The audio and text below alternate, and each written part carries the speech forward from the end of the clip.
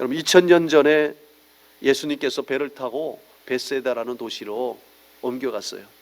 많은 사람들도 예수님이 그곳에 있다는 소식을 듣고 따라가려고 먼 거리서부터 걸어서 벳세다 지역 작은 빈들까지 찾아갔습니다.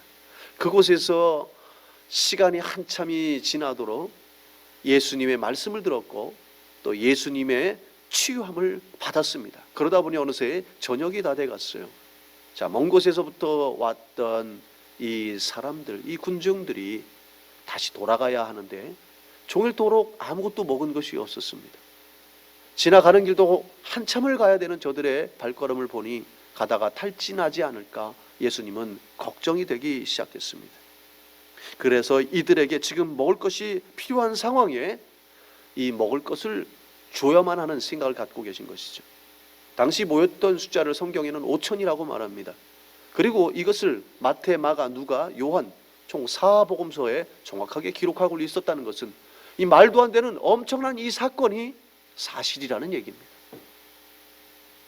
성경에는 5천으로 기록되어져 있지만 성경은 원래 남자들만, 장정들만 카운트를 하는데요. 여기에 카운트되지 못한 노인들과 여성들과 아이들까지 포함하면 약 2만여 명이라고 되는 거예요. 이 사건의 핵심은 어디서 이들을 먹일 수 있는 떡을 구할 수 있겠느냐, 어디서 이들이 먹을 수 있는 떡을 구할 수 있겠느냐 하는 거예요. 이들에겐 돈도 없습니다. 떡도 없습니다. 방법이 보이지 않습니다. 길이 보이지 않습니다. 그러나 오병이의 사건의 결론은 2만여 명이나 되는 사람들이 먹고도 12바구니나 풍족하게 남았다라는 것이죠. 이것이 팩트입니다.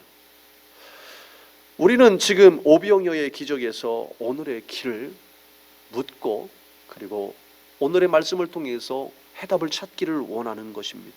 오늘 이 말씀 속에 오늘 길을 잃어버린 세대에게, 우리에게 열쇠를 주시는 말씀입니다. 여러분, 어떤 시험 문제에는 항상 뭐가 있어요? 답이 있죠. 이번 문제에도 답이 있습니다. 예수님께서 그 답을 알고 계세요. 그래서 이 문제를 제자들에게 풀어보라고 문제 시험을 내줍니다. 자, 6절의 말씀에 보면 어떻게 하실지를 아시고 빌립을 시험하고자 하심이라 라고 말해요. 예수님께서는 아신다라고 말씀하시죠. 어떻게 할지 아신다는 거예요. 여긴 두 가지 뜻이 있습니다. 누가 어떻게 할 줄을 아느냐와 그리고 이 문제를 어떻게 풀어가는지 안다라는 얘기입니다. 두 가지예요. 하나는 이 2만 명을 어떻게 먹일지 예수님은 정답을 알고 계신다는 얘기고요. 또 하나는 이 제자 빌립이 뭐라고 대답을 할지 안다라는 거예요. 자, 예수님은 이미 알고 계십니다. 하나님은 전능하신 하나님이십니다. 능치 못할 일이 없고 세상에 그분이 못하실 일은 단 한 가지도 없습니다. 여러분, 그래서 하나님은 오늘도 이 문제, 여러분이 가지고 있는 문제를 알고 계시고요, 알고 계시기 때문에 어떻게 해결할 줄도 알고 계시고 어떻게 그 문제를 풀어갈 줄도 알고 계시고 치료할 줄도 알고 계시고 어떻게 구원할 줄도 알고 계신다는 걸 믿을 수 있길 바랍니다. 예수님은 이 문제의 해답을 알고 있는 선생님처럼, 그리고 그 선생님이 학생에게 시험 문제를 내는 것처럼 제자들에게 질문을 합니다. 5절의 말씀에 우리가 어디서 떡을 이 사람들에게 먹이겠느냐, 이거 Where shall we buy bread for these people to eat? 이라고 말하죠. 어디서라는 거예요. 어디서? 이 문제는 오늘 팬데믹 상황에서 길을 잃어버렸던 이 상황 가운데 우리가 어디서 이 문제를 해결함을 받을 수 있겠느냐, 어디서 다시 이 길을 찾을 수 있겠느냐라는 질문과도 같습니다. 여러분, 이 문제를 풀기 위해서 세 가지 힌트를 기억하십시오. 그 세 가지 힌트가 첫 번째는 이 원리를 찾는 것인데요, 출처의 원리라는 겁니다. Source Principle이라고 할까요? 그러니까 출처를 찾는 거예요. 두 번째는 마중물의 원리입니다. 이것은 이따 설명을 할 텐데요. 세 번째는 감사의 원리라는 거예요. 첫 번째, 출처의 원리입니다. 기적이 나오는 출처가 어디 있느냐라는 그 원리를 찾으라는 겁니다. 예수님이 왜 하필 빌립에게 테스트를 먼저 하셨을까요?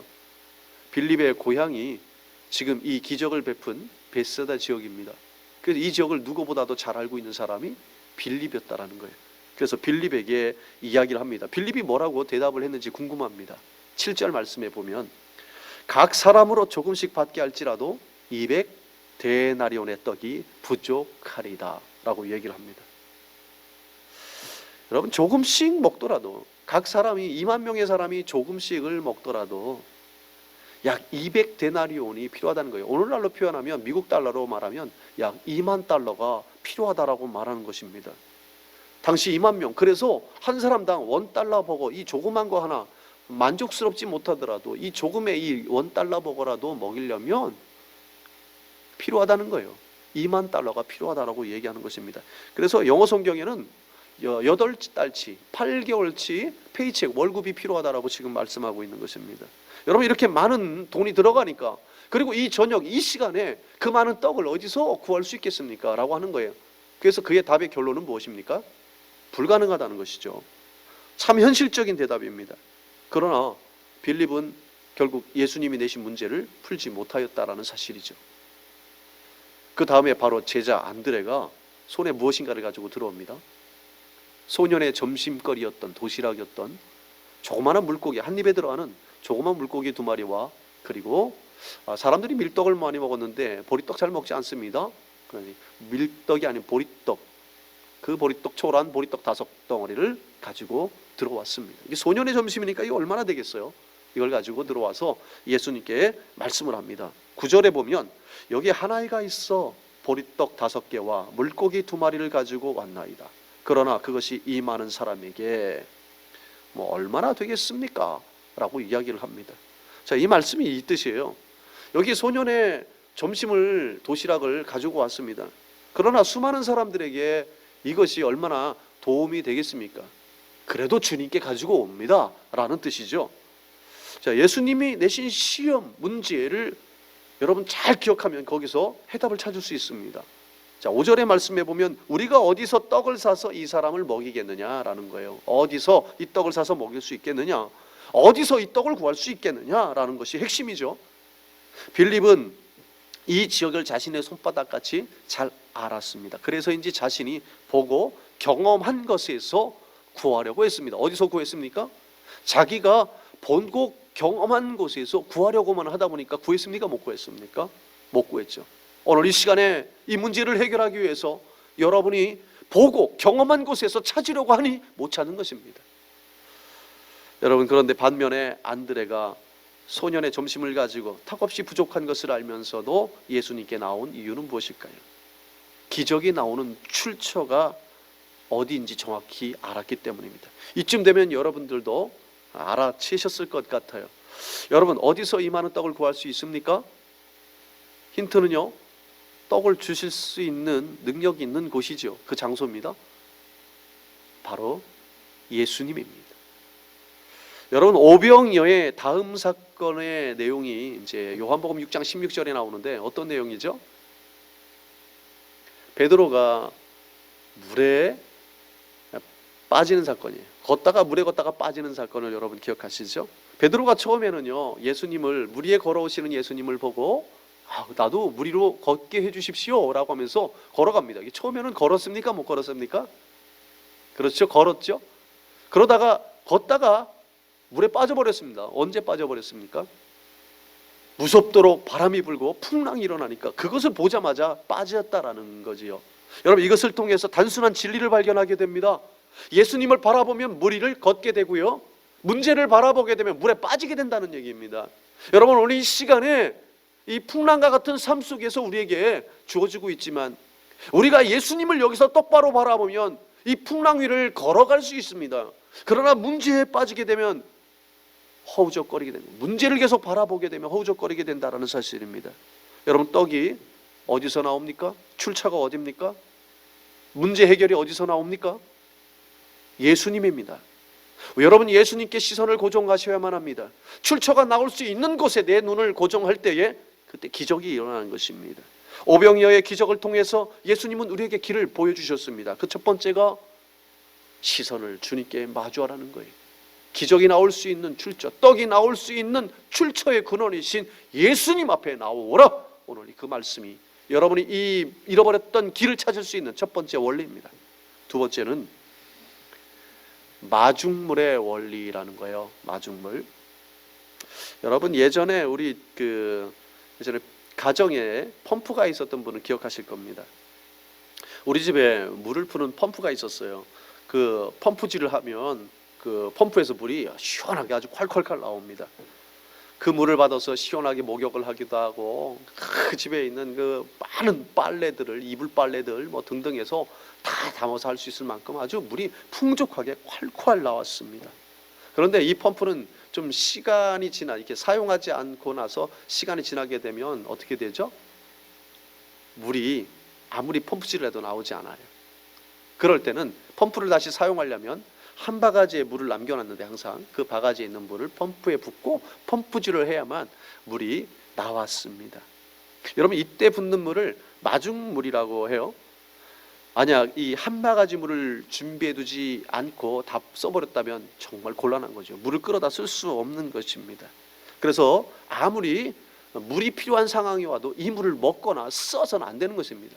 오직 이 물은 마중물 용도로만 써야 더 큰 물을 받을 수 있다는 것이죠. 여러분 마중물이라는 건요, 지하수, 이 안에 있는 물을 끌어올리기 위해서 이 물이 마중 나가는 거예요. 그래서 이 구글에서 영어로 해석해 보니까 뭐 적절한 단어가 없더라고요. 어디에는 뭐 priming water이라고 말하기도 하고요, 또 welcome water이라고 이렇게 재미난 표현을 합니다. 정확한 단어가 없다는 것이죠. 그런데 의미를 생각해 보니까 맞아요. 마중 나간다. 자, 웰컴, 환영하러 나간다는 것도 맞는 것 같아요. 여러분 물이 귀했던 시절 이 한 바가지의 이 물을 내가 쓰지 않고 그것을 주는 겁니다. 부어 주었더니 수많은 지하에 엄청난 물을 마중나고 오도록 환영해야 되는 원리인 것이죠. 마중물은 진짜 환영하는 것입니다. 여러분 마중물의 원칙이란 한 바가지의 물이 엄청난 물이 오도록 환영하는 물이라, 이렇게 여러분이 정리하셨으면 좋겠어요. 구약 성경 열왕기상 17장에 보면 엘리야가 이 기도한 후에 3년 6개월 동안 성경에는 비가 오지 않았다고 말합니다. 주변이 얼마나 메마르고 힘들었겠어요. 자, 이렇게 힘들어서 먹을 것이 없어서 수많은 사람들이 고통 가운데 있을 때에 엘리야가 시돈이라는 지역으로 가게 됩니다. 그곳에서 사르밧 과부의 가정에 가게 되는데, 자, 그 집이 얼마나 가난했던지 그 통에 가루가 조금 남았었어요. 그리고 기름병에 기름이 조금 남았었어요. 아껴두었다가 야, 이젠 못 버티겠다, 나 이 음식을 만들어 먹고 음식을 해서 먹고 죽어야 되겠다, 이런 마지막 이 음식을 여기다 준비해 놓습니다. 그런데 이거마저 선지자 엘리야가 와서 자신에게도 먼저 주라는 얘기예요. 그리고 너희들 남은 거 먹으라는 거죠. 그렇게 순종하고 했어요. 그런데 이게 웬일입니까? 이 말씀해 보니까 그 통의 가루가 어떻게 됐다고요? 그 병의 기름이 어떻게 됐다고요? 마르지 않고, 그죠? 떨어지지 않았다라고 기록하고 있습니다. 언제까지입니까? 비가 내릴 때까지 3년 6개월 동안. 다른 집은 다 쫄쫄 굶고 있어도 이 집에서는 마르지 않도록, 떨어지지 않도록 돼 있다는 것이죠. 자, 어렵고 또 힘든 상황 가운데서도 하나님 앞에 은혜를 받은 가정들이 어떻게 되는지를 잘 보여주고 있다는 것입니다. 여러분, 소년에게 아껴두었던 도시락, 이 소년은요 이거 먹으면 되는 거예요. 똑같이 어렵지만 자기는 자기 거 먹으면 해결되는 것이었습니다. 그러나 그에게 마지막 도시락이었을 것입니다. 자기도 먹기도 힘들지만 그 소년이 생각한 것은 무엇일까요? 주변에 보니까 먹을 것이 없어서 나보다 더 힘든 사람이 있는 거예요. 여러분, 마중물의 원리라는 것은 언제 적용되는 것이냐면 먹고 풍족하게 남을 때 그거 주는 것 얘기하는 거 아닙니다. 정말 나도 힘들어요. 정말 나도 배고파요. 그러나 나도 이걸 너무 필요하지만 나보다 더 배고픈 사람, 나보다 더 힘든 사람을 생각하면서 내 것을 띄어 나누어 주는 것, 마지막 남은 이것을 사르밧 과부처럼 나누어 주었을 때에 이 원리가 더욱더 풍성하게 마중물의 원리처럼 더 풍요한 하나님의 은혜, 하나님의 복을 끌어오고 환영하고 마중 나가는 놀라운 원리가 여기에 들어있다는 것입니다. 여러분, 이 원리를 생각하시고요, 오늘 이 시간에 마스크가 참 귀해요. 그래도 마스크가 조금 집에 더 여유 있다면 좀 더 필요한 사람이 없는지 둘러보시고 나눠주세요. 음식도 여러분 가정 가운데 풍요로운 분이 어디 있겠습니까? 그러나 나도 힘들지만 누군가 하나님의 사랑하는 지체들이 더 힘든 사람이 있어요. 기도하다가 생각나면 좀 나눠주세요.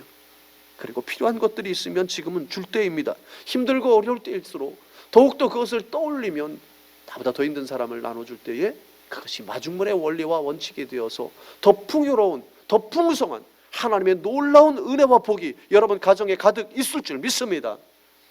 여러분, 세 번째 원리예요. 세 번째 원리는 감사의 원리입니다. 여러분, 감사에서 기적이 시작됐다는 거예요. 마중물에서 기적이 시작된다면 세 번째는 감사에서 기적이 시작된다라는 거예요. 11절 말씀을 읽어보겠습니다. 예수께서 떡을 가져 축사하신 후에 앉아있는 자들에게 나눠주시고 물고기도 그렇게 그들의 원대로 주시니라. 아멘. 여기서 축사라는 말을 사용하는데요, 축사라는 말은 어려운 말이죠. 그런데 공동번역이라는 이 성경에 보면 감사의 기도를 하였다라고 말하고요, 세 번역에는 감사드리다 라고 말합니다. NIV 성경에서는 give thanks로 나옵니다. 예수님께서 조그마한 떡을 가지고 감사 기도를 했다라는 것이죠. 예수님이 하신 감사 기도를 여러분 눈여겨보십시오. 그리고 그 시기를 한번 보세요. 떡이 풍요롭게 생긴 다음에 하나님 감사합니다 라고 감사한 것입니까? 아니면은 그 기적이 일어나기 전에 감사한 것입니까? 그렇죠. 기적이 일어나기 전에 감사를 했다라는 거예요. 여러분, 여기에서 정말 중요한 걸 발견해야 합니다. 우리는 감사의 시기가 얼마나 중요한지를 기억해야 됩니다. 여러분, 역대하 20장에 보면 제가 이 부분을 가지고 설교를 좀 여러 번 했었는데, 암몬과 모압과 그리고 에돔 사람, 세일산 사람이나 에돔이라는 이 세 나라가 연합을 해서 남유다를 치러 옵니다. 자, 이때에 전문가들은 이 전쟁에서 이길 수 없다라고 말을 하죠. 이때 여호사밧 왕이 금식하며 하나님 앞에 나와 기도합니다. 또 이때 야시엘이라는 선지자가 백성들에게 선포합니다. 이 전쟁이 너희에게 속한 것이 아니요 하나님께 속한 것이라 라고 말씀을 합니다. 그래서 왕과 백성들이 의논을 한 후에 솔루션을 내놓습니다. 그 솔루션이 참 우습게도 군대 맨 앞에 있는 이 자리에 성가대를 보내고 성가대에게 거룩한 옷을, 성가대 가운이라고 할게요, 성가대 가운을 입혀서 이 앞에 보내서 노래를 부르게 시켰다라는 거예요. 이게 해결책입니다. 자, 우습기도 하죠. 자, 그런데 이런 우스꽝스러운 이 상황에서 실제로 그들은 앞에 나서 찬양을 하게 되는데, 그 찬양의 노래가 역대하 20장 21절 후반부에 이렇게 말합니다. 여호와께 감사하세, 그의 인자하심이 영원함이라 라고 말씀합니다. 여러분, 이 찬양의 이 가사 내용이 행진곡도 아니고 행진에 관련되어 있는 것도 아닙니다. 그냥 여호와께 감사합시다, 그의 인자하심이 자비로우심이 영원하도다 라고 고백을 하고 있는 거예요. 현실적인 사람들은 이 내용을 보고 야, 너무도 비현실적이다 라고 볼 거예요. 이 전쟁이 여호와께 속한 것을 믿는다면 우리가 할 것은 사실 뭐밖에 없습니까? 이 전쟁이 지금 오늘날 여러분들이 이 싸우고 있는 영적 전쟁이든 이 생활의 전쟁이든 이 전쟁이 여호와께 속한 것이라면, 그럼 여러분 지금 여러분 지혜 가지고 됩니까? 여러분 경험 가지고 됩니까? 무엇이 지금 필요할 때입니까? 그렇죠. 하나님을 봐야 될 때죠. 하나님께서 이 전쟁에 속해 있다면 하나님께 봐야 되겠죠. 그래서 그는 이 모든 싸움에서도 이기게 하시는 것, 전문가들은 이길 수 없다고 합니다. 전문가들은 망한다고 합니다, 이 나라가고. 그러나 전문가의 얘기가 아니라 가장 전문가인 하나님 앞에 이 전쟁이 속해져 있습니다. 그걸 믿는다면요, 하나님 앞에 감사밖에 나올 수가 없다는 사실입니다. 오늘 이것이 오늘 기적을 만들어 나가는 시작이라는 거예요. 그래서 이 비현실적인 행동이 가장 초현실적인 행동이 되었다라는 것입니다. 감사의 찬양이 시작될 때에 역대하 20장 22절의 말씀에 보면 이렇게 말해요. 그 노래와 찬송이 시작될 때에, 그러니까 이 감사의 노래가 시작될 때죠, 암몬과 모압과 에돔 군대가 서로 공격하여 스스로 자멸했다라는 얘기입니다. 스스로 무너졌다라는 얘기입니다. 여러분, 감사의 시기를 한번 보시죠. 언제 감사의 찬송을 드렸습니까? 전쟁에 이기고 나서 감사 찬양했습니까? 잘 되고 나니까 주님 감사합니다 했습니까? 아니죠. 눈앞에는 정말 암묵해 보이고 아무것도 보이지 않지만 이 사건이, 이 주인이 주님 것입니다, 주님께서 해결할 것입니다 라고 말할 때에 그 주님 보고 감사하는 거 아닙니까? 감사가 시작될 때 기적이 시작된 줄로 믿습니다. 여러분, 이 타이밍을 놓쳐서는 안 된다는 거예요. 예수님께서 소년의 물고기 2마리와 떡 5덩이를 붙잡고 감사했습니다. 기적이 적든 많든, 여러분 가운데 풍요롭든 부족하든 감사가 시작되는 데서부터 기적이 시작된다는 거예요. 마태복음 25장 29절의 말씀, 여러분 이 자막이 여기 나온다면 함께 읽어보셨으면 좋겠어요. 시작. 무릇 있는 자는 받아 풍족하게 되고 없는 자는 있는 것까지도 빼앗기리라. 아멘. 자, 이 말씀이 처음엔 이해가 되지 않았어요. 그런데 이 감사에 대한 이 사실을 묵상하고 나서 이해가 됩니다. 여러분, 여기에서 있는 자, 이 성경 구절에서 있는 자와 없는 자, 그 사이에 감사가를, 그 앞에 감사가를 넣어보십시오. 넣어서 읽어보십시오. 한번 읽어보겠습니다. 무릇 감사가 있는 자는 받아 풍족하게 되고 감사가 없는 자는 있는 것까지도 빼앗기리라. 아멘. 이렇게 말씀했어요. 작은 것에도 하나님께 감사하는 마음이 있다면 그 순간서부터 풍족하게 되리라는 것이 하나님 말씀입니다. 여러분, 20년 전에 제가 대전에서, 이 대전에 있는 교회에서 파트타임 사역을 할 때예요. 파트타임 전사로 일할 때였었는데, 어느 날 교육자들이 모여서 교육자 회의를 하는데 담임 목사님께서 저에게 금요 심야 기도회, 금요 기도회 찬양 인도를 맡아달라라고 하셨어요. 순간 저는 걱정이 됐습니다. 왜냐하면 제가 살고 있는 것은 청주여서 또 이 대전까지 오려면 시외버스를 타고 와야 되는데 심야 기도회가 끝나면 막차 시간이 이미 끊겨버린 지 오래입니다. 집에 갈 수 없다는 얘기죠. 또 하나는 또 이런 생각이 들더라고요. 아니, 내가 부교육자 10명 중에서 우리 집이 제일 먼데 왜 하필 나를 이렇게 시키실까 하는 게 목사님이 좀 이해가 되지는 않았습니다. 자, 그런데 또 목사님께서 생각이 있으시고 또 기도하시면서 결정하신 것이라 생각하고 하나님께서 하신 말씀인 줄 알고 순종했습니다.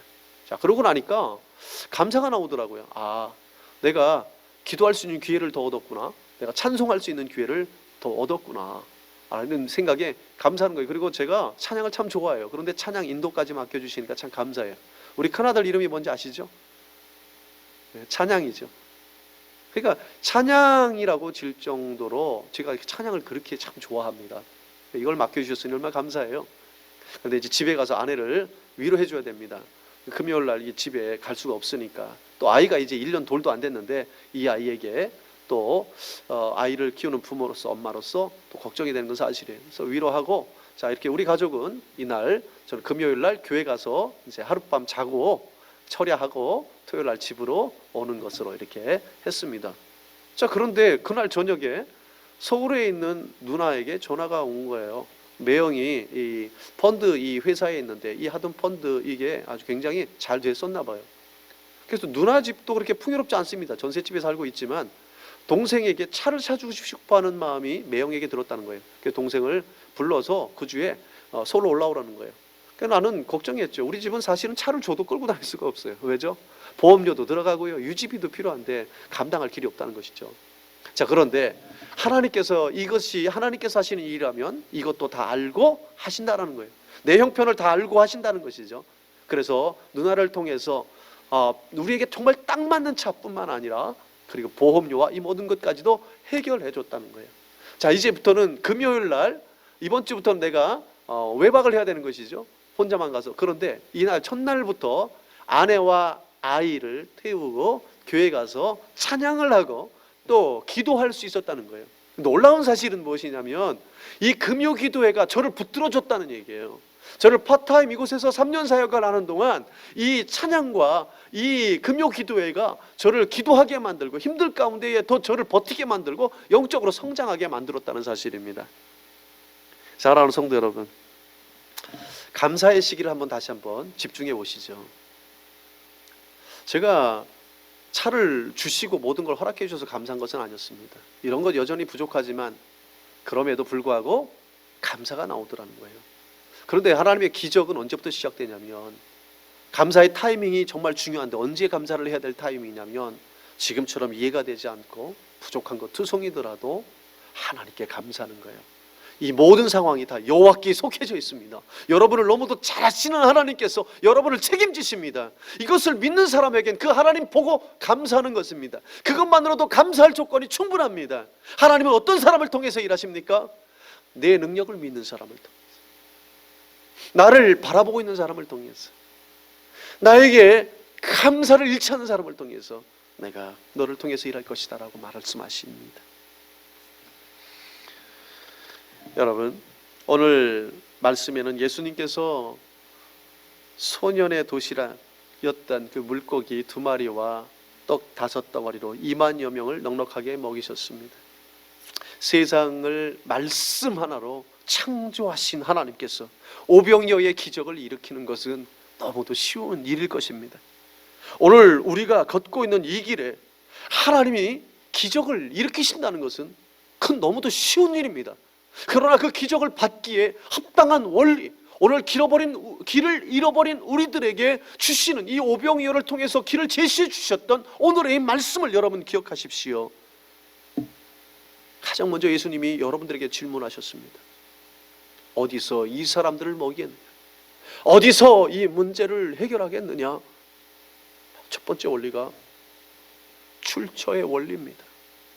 기적이 나오는 곳에 시선을 맞춰야 하고, 기적이 나오는 곳에 물이 나오는 파이프를 꽂아야 하는 것입니다.